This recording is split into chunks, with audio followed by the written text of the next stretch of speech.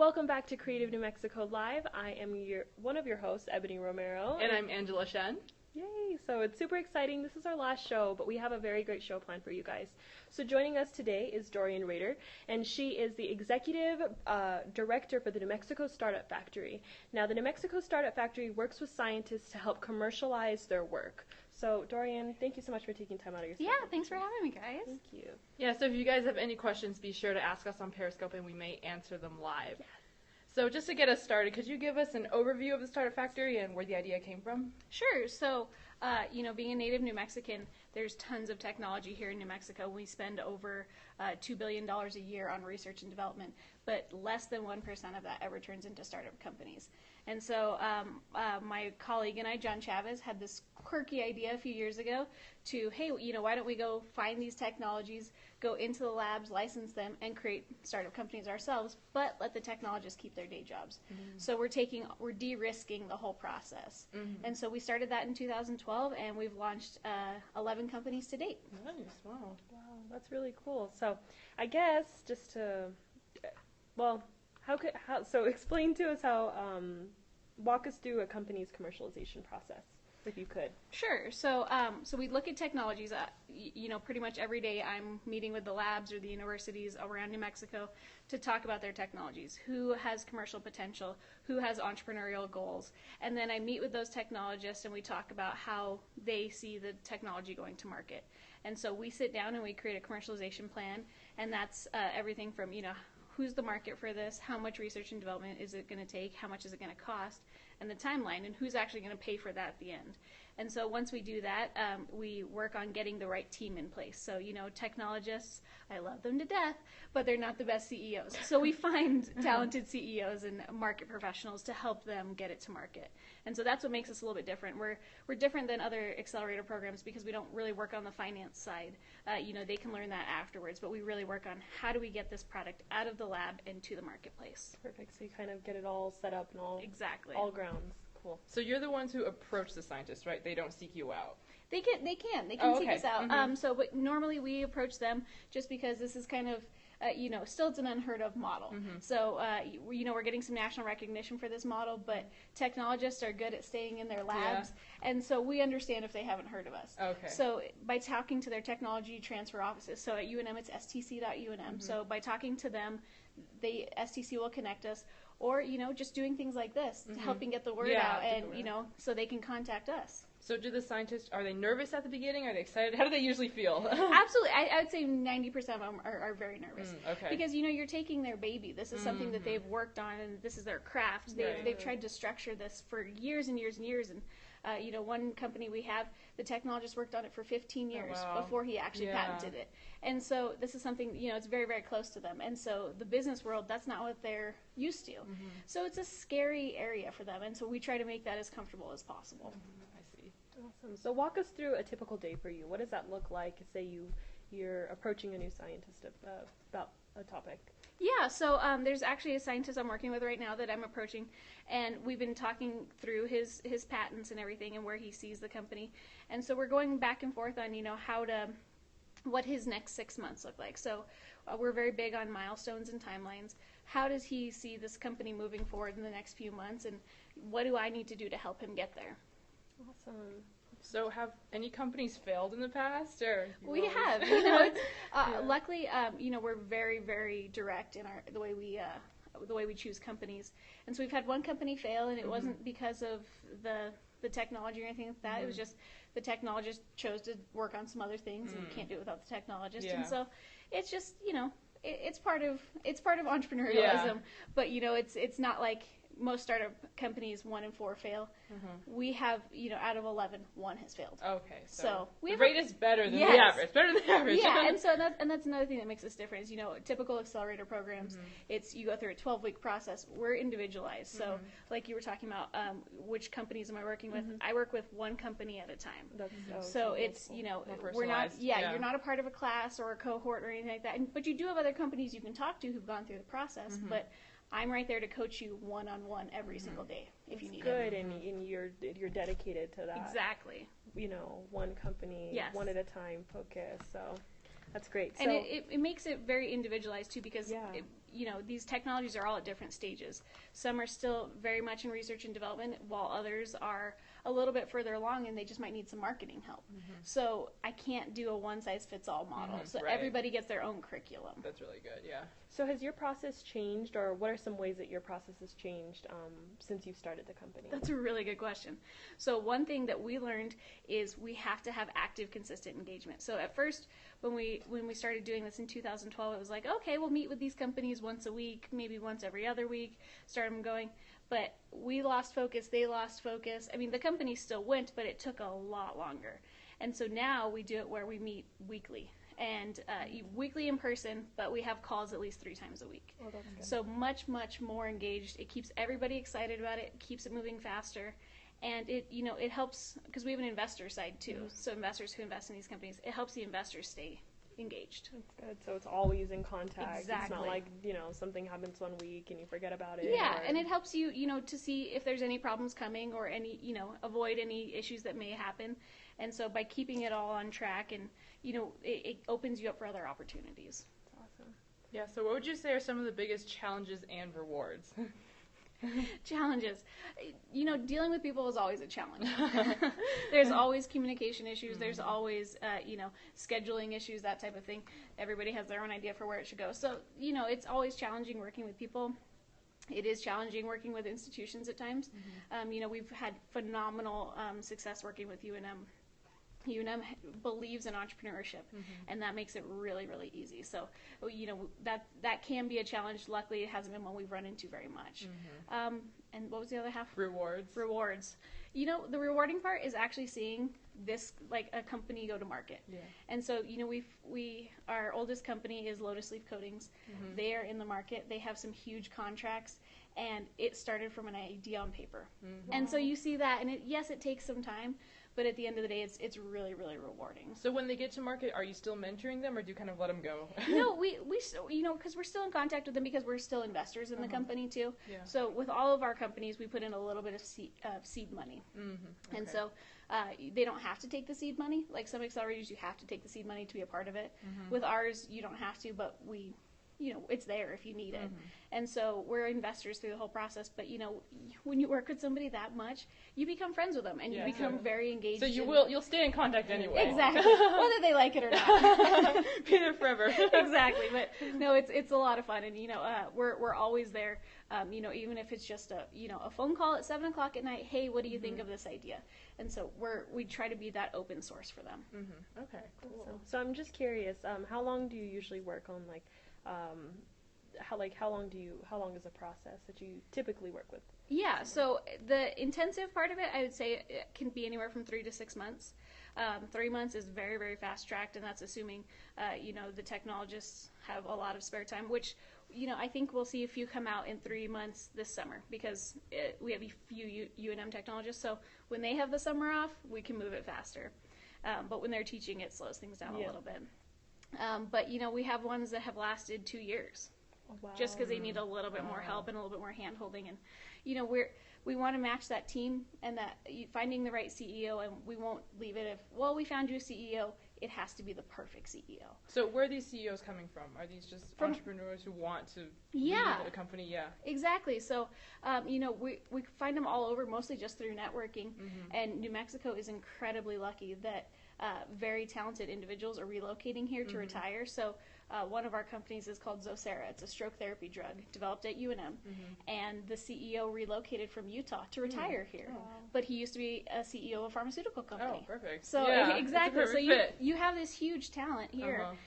That's not tapped into, and these guys they call themselves retirees, but they're overachievers. Yeah, and so it's just the perfect people. Workaholics. Yeah, so it's everybody. We heard a lot that there's not enough talent in New Mexico. You just have to look. You just have to find it. You guys are a great center point for connecting people, and I'm sure you see awesome absolutely things come out of your work. So. And and we like to meet people all the time. My counterpart John says that if we're not in the community, we're not doing enough. Mm-hmm. And so we're always out, eating or drinking coffee or just meeting people, because even if it's not a good connection for us, we'll find who it's a good connection for. Mm-hmm. Yeah, and I'm sure like with people that you've worked with in the past that you meet, you're like, when you get new ones, you're absolutely, like, it's perfect. I already know. And then it comes back the same way. People we've met. Hey, I think you'd meet so and so, or you'd like so and so, and yeah, we're a very good catalyst for that. They say the weak connections are the best. When it's like you kind of know them, but you kind of don't, but they always give you the best connections. Exactly, and those referrals are what it's all about. And we're not opposed to younger entrepreneurs. I started out my career as a very young entrepreneur, and so I don't care if you're 60 or if you're 20, but if you're the right fit, you're the right fit. I see. So I see kind of a lot of parallels. I mean, do you watch Shark Tank? I do. Yeah, so I see a lot of parallels between the sharks mentoring the entrepreneurs. Do you see kind of a parallel there? Is it kind of similar? It's like a real life, it seems. Yeah. Like. It's like a real life. It is. So Startup Factory is, let me back up a couple steps. So Startup Factory is funded by the New Mexico Angels. That's just what I was about to ask There you go. And so the New Mexico Angels, we're a 501c6, so we're a not-for-profit, and we have 75 accredited angel investors, and we're not a fund. We're not like a venture capital fund. So what we do is we invest separately. But think of like the Costco type model. You get better terms when you're dealing in bulk. So I find deals for my investors to invest in. And last year we invested all in New Mexico. But we're very, very similar to Shark Tank. We're just a lot nicer. Let's cut well, they do it for the show. They're mean for the show. We have some. No, I'm kidding. But no, we have really great investors, and so we have presentations quarterly that my investors look at. And last year, I think I said all of our investments were in New Mexico, and 3 of them were actually female-owned companies. So that number is growing. Yeah, it's really exciting. That's cool. But yeah, we're very similar to Shark Tank. Awesome. That's great. So you already answered my question about funding, but the next question that I had for you would be about how do you publicity? Do you guys advertise? Yeah, do you guys advertise? We don't. And you mean for Startup Factory or the Angels? For Startup Factory. So Startup Factory, we do advertise a little bit, but it's mostly word of mouth, just because we have to go through, Sandia Labs and Los Alamos National Labs and UNM. And so I try to just build that advertisement based on relationships. And then for the Angels, we can't advertise because of Securities and Exchange Commission laws, but the rich people find us. Yeah. Well, this is a perfect outlet, to get right. Become an angel investor. Right. That's cool. That's great. Invest in the local economy. Yes. Awesome. So what are the entrepreneurial trends that you see in New Mexico? So, it's New Mexico is really interesting. I've seen it change over the last few years. I mean, it's gone into overdrive since I started. I started my company in 2009, and since then, I think it was like 2011. It's just skyrocketed, which is really, really good. We're seeing a lot of apps these days, which is good. But we're also seeing a trend we're seeing that we're not super psyched about is we're seeing very high valuations. So, you come out with an app, and that's phenomenal. But it's not worth $10 million. Right. Yeah. They overestimate. Exactly. And so that's the trend we're seeing, and we're hoping that trend calms down. And we love investing in New Mexico, and we're seeing a lot more manufacturing coming out, which is really, really good. We haven't seen that before. So we're trying to keep all of our investments in New Mexico, and we're seeing more companies come out, especially from the investment side, that fit our desires. So with the New Mexico Angels, we invest in tech companies typically. Yeah. So you have to have a patent, some kind of trade secret. So we don't usually do restaurants, that type of thing. But there's an exception to every rule. We have invested in restaurants. We have invested in apps. And so, we're kind of all over the map, but we just want to make sure that we're keeping companies in New Mexico and keeping our funds here. So would you say there's been a huge growth after, like, the 2008 recession? I mean, I know you started after that, but... No, absolutely. So it's, I think it slowed down for a few years, but it was interesting because... if you look at like our angel investment numbers, so a lot of our angels they're kind of immune from a lot of the crash, just because they're retired, that their money's not there anymore. But our angels, if they take an exit, if a company does really well and sells, instead of taking that money and going to the Bahamas, they reinvest in other companies. So success for New Mexico just breeds more and more success, especially in the investment realm. Domino effect. Yeah, so we didn't see a whole lot of investment deals after the crash, and that's where New Mexico Startup Factory was born, because we didn't have a lot to invest in. So we said, let's create our own companies. Right. Yeah. Perfect. That's awesome. So you birthed something awesome. Exactly. And then all of that calamity. So where do you see the future going and evolving for not only the New Mexico startup scene, but for the Startup Factory in itself? You know, for the New Mexico startup scene, I think it's going to continue to grow. I think it's going to start to segment a little bit more. So right now, you know, there's lots of accelerators, and, you know, we each have kind of a focus, but I think it's going to start, you know, there's going to be one for manufacturing, there is one for creative arts right now. You know, one for scientists. And so I think it's going to start segmenting a little bit more. And I think it's going to bring more funding to New Mexico, which I think is really good because we're starting to get on the map. And, you know, even Mayor Barry and his team have been going out everywhere and talking about this. And New Mexico has a huge hype right now, and it's awesome. Growing, it's huge. Yeah. In all aspects. Absolutely. Like, with some of the interviews that we've covered, I mean, they're... Like the film industry is the a big film one, industry is huge, of course, but like all of the different types of guests that we've had are, you know, from different areas. And It's always growing. It's huge. Yeah. I mean, and I'll be interested to see what, you know, it's usually a big loss that turns into a big gain for the entrepreneurial scene. So, you know, the loss of a lot of jobs at Intel, I'm hoping will spur innovation and stir a bunch more startups. Yeah, maybe the people who maybe lost a job can make something new. Yeah. And, you know, our startup community always needs more lab space. We always need more offices, more, you know, just places to build our companies at. And that might be a great location. I don't know if they'll let us do that, but, you know, just things like that. So anytime there's a big change, it's really interesting to see what happens to entrepreneurialism. Yeah, so as some inspiration for you guys, when one door closes, another one opens. Just a quote. I don't know where that's from. I heard it. I really liked it. So do you think this model would work maybe in like a bigger city where there's a lot of people, or would it be harder to kind of have that tight-knit connection, or... How would you see this market working in this model working in a different market? Yeah, so that's a really great question. And it's actually something that we've been working on for a few years. So there's a few universities back east that are working on copying our model. And Texas Tech is working on copying it. And we're fine with that because, you know, as much as I love our idea, you know, I don't need to keep it in a box. Entrepreneurialism is great for everyone. And so we want people to duplicate this model. And so I think it was 2 or 3 years ago, we had an article in Inc. magazine, and that spurred a bunch of other people to try to do spin-offs of this. And so it's, you know, it's a little different what they're doing, but yeah, I think it's a very duplicatable model, and because it's not super structured, you know, it's a basic idea. You can tailor it to however you need it to be. So, do you think this model could ever become a competition for corporations, or is that too? No, I think it's actually a good plug-in for corporations because so the way I'm seeing corporations these days is they need innovation too, but they don't have the time, the resources, or the energy to go into the labs and say, okay, well, it's very bureaucratic. We'll help work on this forever. They would rather buy a small startup company and buy that technology and roll it up into theirs than to go work on it themselves. Which is great because that's part of our model is we like the early acquisition.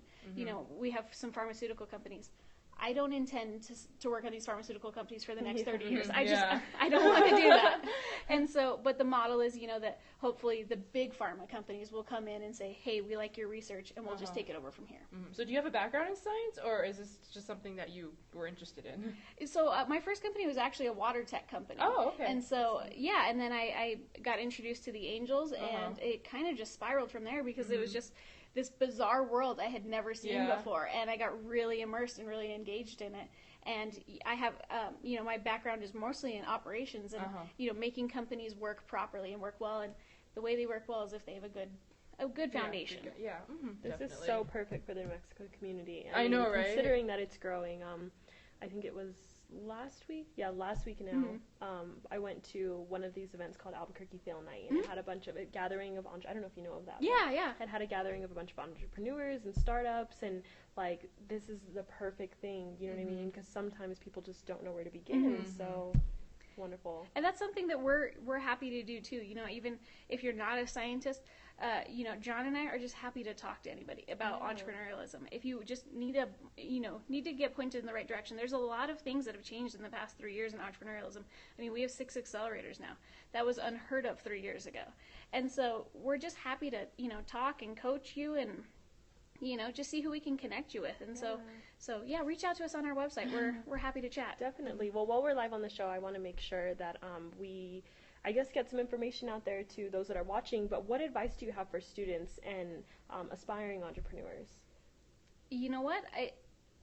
The basic advice is just don't give up on it. And I know that sounds really cliche, but there's so many innovations out there that you hear about years later and you're like, that would have been a great idea. Why didn't you go after that? And if you have an idea, really think about patenting or trademarking or copywriting it in whatever way you can, just because the world's moving so fast now, and you want to protect those ideas. But reach out to these resources that are available. There's a lot more resources in Albuquerque than people realize. And especially going back to the not giving up on your ideas, there's so many things that are like, just great ideas, but people just don't know, and then you see like other apps or companies that, and you're like, why didn't I think of that first? I thought, so it's just even I've done it, I thought about this app, this would be a great app, and then yesterday I was surfing on my phone and I was like, oh, well, there's that cool app I thought of like 3 years ago. Someone else came up with the idea. Oh, they're making billions of dollars? Oh, exactly. Gee, thanks. Oh my gosh. Usually people come up with these ideas when they're working another job. So what do you think about people quitting their regular jobs to pursue their business full time? I've done that myself. It's terrifying. And so, I'm from a background of, my dad's a military man, my mom's a teacher. Entrepreneurialism is not something that runs in our blood. And, and my husband's an entrepreneur. And so, marry an entrepreneur if you can. If you're an entrepreneur, it really helps. Okay, so they understand what you're doing. They understand, Marry an entrepreneur. Right? Tip for you guys. Entrepreneurial dating site. There's our next idea. There you go. See, we just came up with an idea. It could work. Patent it. There you go. But, I think that helps a lot. It's just entrepreneurs understanding entrepreneurs. And but taking that leap is terrifying because, it's not like you're getting a paycheck next time. It's if you want a paycheck, you got to get out of bed and do it. And there's no such thing as 40 hours a week when you're an entrepreneur. It's your life, pretty much. Yeah, exactly. And so it kind of takes over, but it's it's a very scary thing. And I think one of the challenges that New Mexico faces is if you become an entrepreneur and you take that leap, is there another job available for you? Because that's what's part of what Startup Factory answers is these guys at the labs. If they were to quit their jobs and launch a company, where else do they go if they can't go back to that job? They have to probably leave the state. Right. And so, it helps to diversify your portfolio of career skills a little bit. But, I think there's a lot of support for entrepreneurs. But just plan that out before you take that leap. Make sure that you can do it. Make sure that you can take a smaller salary. I'm not saying take zero because I don't think that exists anymore where you take zero salary for 2 years. You have to pay the bills. Exactly. It's a part of how it works. But there are funding resources available. There's funds in New Mexico and, there's a lot of help here. And so I think just, like West has help, TBC has wonderful help. And so there's all these resources, and all of those are free. So take advantage of the free resources, and then once you're ready, make it a calculated risk. So on the topic of kind of being your own boss, if someone works with the Startup Factory, does a scientist kind of like retain that CEO status, or does the CEO kind of take over and become the boss? So that's the goal. Is that we usually don't have any of the scientists become the CEO. Okay. It just do they not want to, or is it just most of the time they don't want to, but most of the time we also want their focus on the technology. Oh, on the actual science. Yeah. So we want somebody else to come in and build the business. Because you're going to be calling a lot of people and just making business development decisions, and that's not what they're good at. Right. We want them in the lab working to make this exactly. And so we want to play to everybody's strengths. But that said, it's not impossible to have a technologist who's a CEO. Right. Yeah. They're just rare. Bill Gates is an anomaly. That's nice because it kind of alleviates everybody of trying to. But I got to worry about this. But I got to worry about that. It's like I can focus on perfecting this while this person is focused on getting this exactly where it needs to be. Absolutely. That's so cool. So I just want to have a little intermission.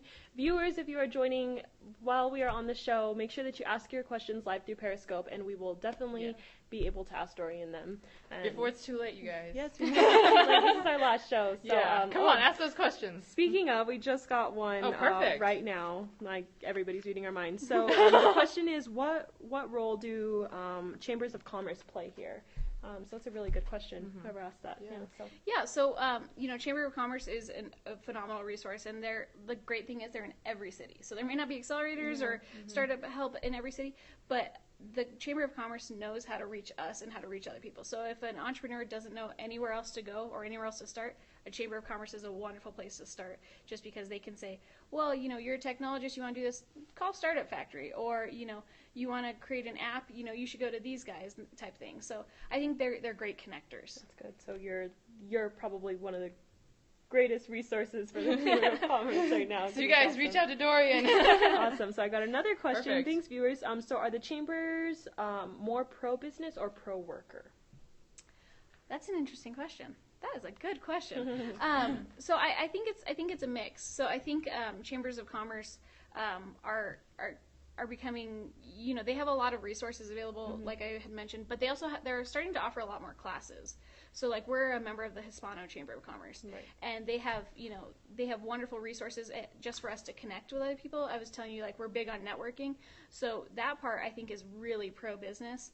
But I think they're very supportive of workers as well. But I haven't quite worked on it from that side, so I guess I can't answer that part of it. That's a really good question. Awesome. Yeah. So if students get involved with the Startup Factory if they want to? Yeah, absolutely. So there's some, if you go to our website, it's nmsuf.com. We have some contact information on there. But yeah, I mean, even if you just want to talk about where, if you're an undergrad or a graduate student or anything like that, and you have some inventions that you would like to see get to market, I'm happy to talk about that. That'd be wonderful. Yeah, perfect. Because these ideas can just arise at any age. I know. I mean, we just had one. Yeah, literally. Seriously. So. And it's something that, a lot of times I get companies and scientists that they're not quite ready yet. And that's okay, because, you can't rush these things. But, I want to stay in contact with them. And because in the next few years, it might be the big thing. Yeah, seriously. And I'm sure it's so awesome for you to see the progress, like you said, like with that other company, it was just on paper, and then here it is now in action. Absolutely. That's really exciting. Yeah, it's great. So before we wrap up, viewers, again, just ask your last few questions, and we will try and squeeze them in here. So awesome. Another one of the questions that I want to ask, I guess, because a lot of our viewers are students. So what's some additional advice that you would provide to them? Or I know you said to just never give up, but what were some of the things that you saw early on in your career through your personal experience that you would like to share? So think about the funding. That's something that I didn't fully grasp the situation of, just because I hadn't been in angel investing before. I hadn't been in the startup world. But it takes a lot more funding to get where you're going to go than you would think. And fundraising takes a very long time. So, I thought I could raise $500,000 in 6 months, and it took close to a year and a half. And so it's just things like that. It takes a very long time, because you're convincing someone to give up their hard-earned dollar for you to believe in this vision with you. Right. So just think about the fundraising side of it, because that changes a lot. And that comes back to the valuation piece. If your valuation's too high, and somebody, just like the Shark Tank model, they do you get 20% for $50,000.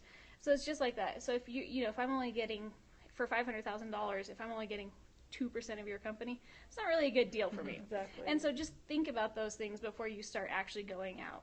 Yeah. So how do you feel about crowdsourced funding? Is that something you would do? How do you feel about other people doing it? Yeah, Is it overdone? I mean, no, I think crowdfunding is really good if you're building a prototype. Okay. So to fund a prototype, I think it's phenomenal. I only like the crowdfunding ones where you actually get something in return, and you're kind of guaranteed something. Just because I feel bad for the people who put in, $100 and then it fails and you get nothing. Exactly. So, but for from the angel side, we're not allowed to crowdfund. Oh, okay. But I really do like crowdfunding a lot for prototypes. Yeah. I think it helps, and it helps you get to that proof of concept, so you can actually raise the valuation on your company and say, hey, look, we actually have a product. So I think they're very helpful. Yeah. But what about people who might be making something up? just to try to get some money. I mean, you never know. How do you There know was the guy with really... the egg salad recipe. Oh, yeah, I remember that. Yeah. Oh my gosh, yeah. So I mean, I think if I put on my investor hat here, Yeah. to be careful from think about it actually Yeah. as an investment, Right. not as like $5 Like, here, $5 yeah. there. Yeah. So I mean, do your research, and Uh-huh. that's the same with we tell everybody, especially even people who are looking at talking to Startup Factory, talking to the angels, do your research on us. Make sure we're the right Absolutely. partners Right. for you. Not just us looking into you. And so everything needs to be a good partnership. Oh, and if yeah. it's not, that's what kills deals and kills companies. It's people. Yeah. It's the not- disagreements and everything. Exactly. Yeah. You can take a company further with bad technology. You can always create new technology. Yeah. But if you have a company that doesn't get along, Yeah, it's not going to work out. No Yeah. way. And you hear of so many that fail. I just know, due to just- altercations that Yeah. happen within the company. So, well, before we wrap up, I just want to make sure that we get this information out to our viewers of where we can learn more about the Startup Factory and just get in contact with you if necessary. Absolutely. So just contact us online. It's New Mexico or nmstartupfact.nmsus.com. I swear I know my website. And then next week, stc.unm and a lot of the other incubators and accelerators are doing a big innovation day at the Balloon Fiesta Park. So look into that, and I think it's called Innovate New Mexico. Cool. Awesome. Yeah. Okay, So perfect. we'll get that information from you, and then Absolutely. we'll make sure that we get to share it with you viewers, so you guys can check it out. That sounds Yeah. super awesome. Awesome, Dorian. Well, thank you Yeah. so much Thank for you joining for having us me. today. Yeah. You are an awesome guest to wrap up our show. And viewers, thank you so much for tuning in. We hope that through Creative New Mexico Live, you guys have been inspired and you guys have learned valuable information. And just thank you. Thank you so much. Thank you. Thank you, Yeah. guys. So because this is our very last show, we also have to give a big thanks to everyone who helped make this show possible. Yes. So first, we have Kate Nash, our editor. She is the brains behind all this, the one who made it possible. Yay, Kate! Thank you so much. We have a list, so I Yeah. will just. Well, the next one I want to go into is the man behind the scenes. You don't see him, but I At see all. him. Yeah, we see him. Yes, we see him the entire time, but he is Marino Spencer. So Marino, we're looking at Marino right behind you guys. Thank you so much for all you do. Yeah. If you weren't the cameraman, I mean, who would be watching? would Who would make this appear, you know? this wouldn't exist right now. And Yeah, then, exactly. again, we want to thank Adon Garcia.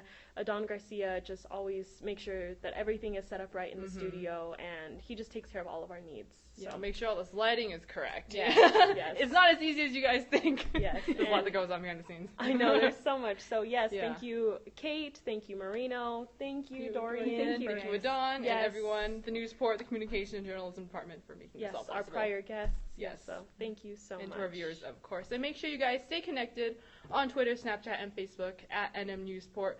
You will find out whenever we have new content, whether that be live or on the web or anything else like that. Just stay connected with us. Yes. Well, again, thank you. My name is Ebony Romero. And I'm Angela Shen, and we do have a bonus show at 2 p.m. today. So this is not the end. It may be the season finale, but we do have a quick bonus show on Facebook Live, so be sure to tune in there, and you can also ask us your questions live there. We're going to have a professor who teaches a VR class here at the IFDM program, so be sure to tune in there, and thank you for watching. Thank you, guys. Woo! Cool.